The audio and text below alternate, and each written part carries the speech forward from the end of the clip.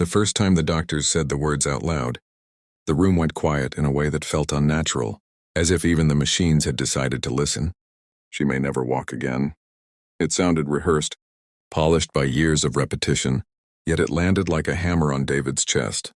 He sat stiffly in the plastic chair beside the hospital bed, fingers laced so tightly together that his knuckles burned, staring at his daughter's small legs lying motionless beneath the thin white blanket.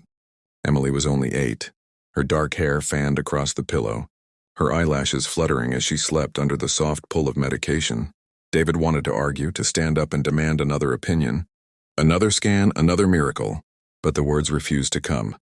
The doctor continued speaking, listing percentages, therapy options, timelines, and costs in a tone that suggested all of this had already been decided by forces far bigger than hope. Across the room, Sarah, Emily's mother, covered her mouth as tears streamed silently down her face, her shoulders shaking while she tried to stay strong for the child they both loved more than life itself. The accident had happened so fast that it still felt unreal. One moment Emily had been racing her bicycle down the quiet neighborhood street, laughing as David shouted after her to slow down, and the next moment there had been the scream of tires, the sickening thud, and then nothing but chaos. The car hadn't even been speeding, the police said, and the driver hadn't been careless. But none of that mattered when David saw his daughter lying still on the asphalt. From that day on, hospitals became their second home, and hope came in small, fragile pieces that shattered easily. The best specialists were brought in, names that filled magazine covers and hospital wings funded by billionaire donors, and each one said the same thing in slightly different words. The damage to Emily's spine was severe. Surgery could stabilize her. Therapy could help her adapt. But walking again was unlikely. It was said gently, kindly, but with finality. Sarah tried to stay optimistic at first. She read articles, watched interviews, joined support groups, and followed every promising lead with desperate determination. David, on the other hand, turned inward. As a single dad who had learned to juggle 2 jobs after his divorce, he was used to solving problems quietly, methodically, without drama. But this was different. This wasn't a broken appliance or overdue bill. This was his child, and no amount of overtime or hard work could fix what had been broken inside her. At night, after Sarah went home exhausted and Emily slept, David would sit alone in the dim hospital room, listening to the steady beeping of machines and whispering apologies into the darkness, promising things he didn't know how to deliver. Weeks turned into months, and Emily was finally discharged, her wheelchair becoming an extension of her small body. She handled it with a bravery that broke David's heart daily, smiling at nurses, joking with therapists, pretending not to notice the way other children stared. At home, the house was rearranged to make space for ramps and rails, and life settled into a new, quieter routine. Sarah visited often, but each visit ended with her crying in the car. Unable to face the reality, she felt powerless to change. The doctor's bills piled up, and the savings David had scraped together over years began to disappear. Yet he never once thought about stopping. If there was even the smallest chance, he would chase it. One night after Emily had fallen asleep during her exercises, David sat at the kitchen table scrolling aimlessly through his phone, not looking for miracles anymore, just trying to numb the ache in his chest. That was when he stumbled upon a forum post written by another parent, buried beneath hundreds of comments and ads. The post didn't promise instant cures or secret surgeries. Instead, it spoke about patience, consistency, and unconventional rehabilitation methods that focused on retraining the brain rather than forcing the body. The parent wrote about working with their child every day, using simple tools, repetition, and belief when the professionals had already given up. There were no endorsements, no glossy photos, just raw, honest words and a quiet confidence that felt different from everything David had read before. Something shifted in him as he read. He didn't fully understand the science behind it, but he understood effort, dedication, and refusing to quit. That night, he made a decision without announcing it to anyone. If the experts couldn't give Emily back her steps, he would try to teach her again himself, one small movement at a time. He didn't see himself as smarter than the doctors. He simply believed that no one had more to gain from Emily walking again than the man who carried her to bed every night and kissed her forehead when she slept. The next morning, David started small. He turned physical therapy into a game, inventing challenges that didn't feel like exercises, celebrating the tiniest victories as if they were medals.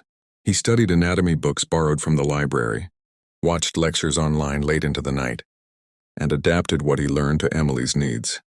When her therapist suggested resting, he listened. But when they said progress had plateaued, he refused to accept that this was the end. Sarah watched from a distance, torn between admiration and fear that David was setting himself and their daughter up for heartbreak. Days blurred into weeks again, but this time something was different. Emily's legs began to respond in subtle ways that were easy to miss unless you were looking closely. A twitch here, a bit of pressure there. David noticed everything.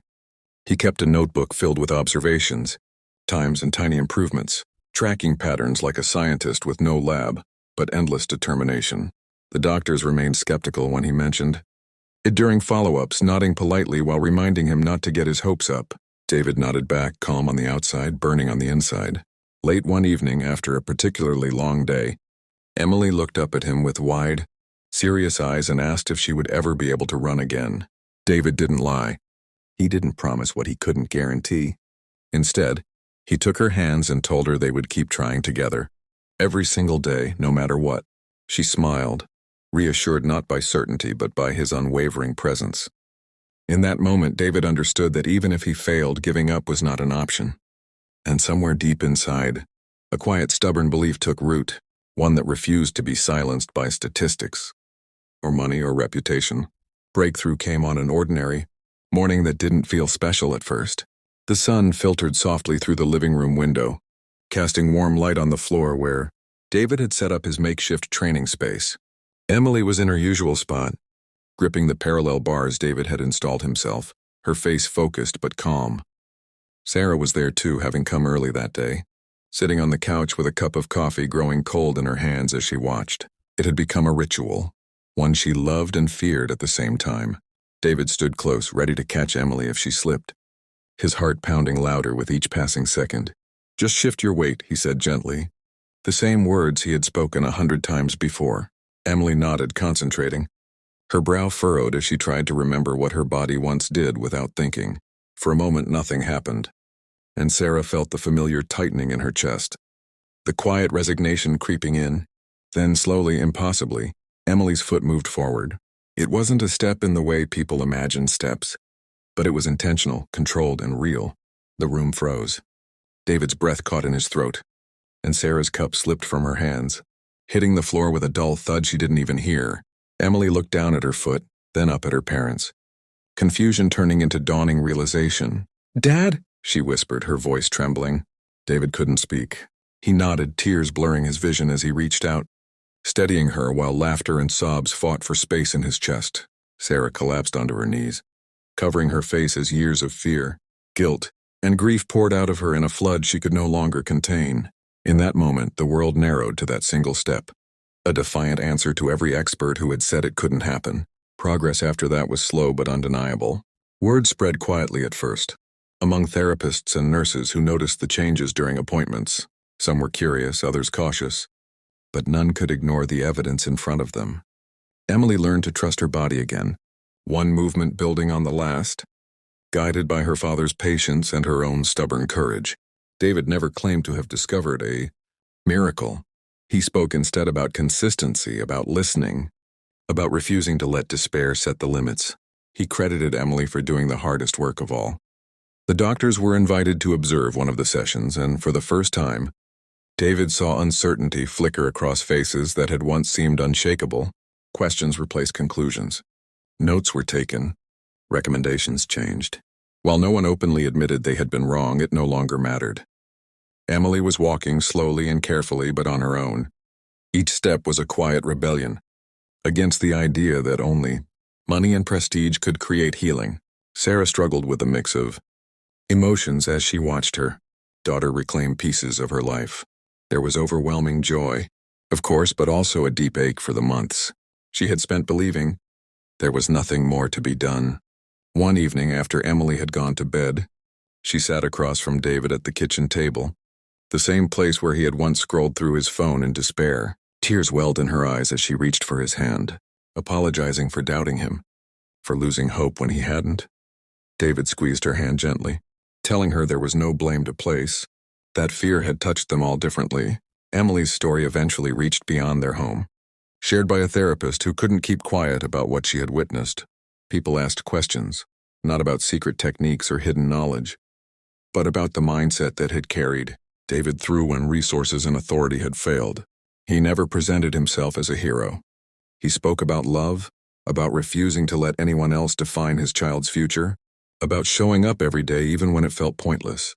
He emphasized that not every story would end the same way, but every child deserved someone who believed in them fiercely. The day Emily took her first unassisted steps outside, the neighborhood gathered quietly, some pretending to be busy while stealing glances. David walked beside her, hands hovering but not touching, ready yet unwilling to interfere.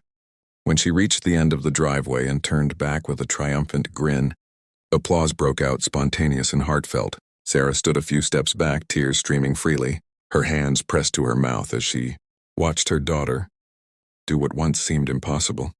She walked over to David and hugged him tightly, collapsing into his shoulder as the weight of it all finally lifted. That night, after the house had grown quiet again, David sat alone, reflecting on the journey that had changed him forever. He hadn't outsmarted billionaires or outperformed world-class doctors. He had simply refused to surrender to hopelessness.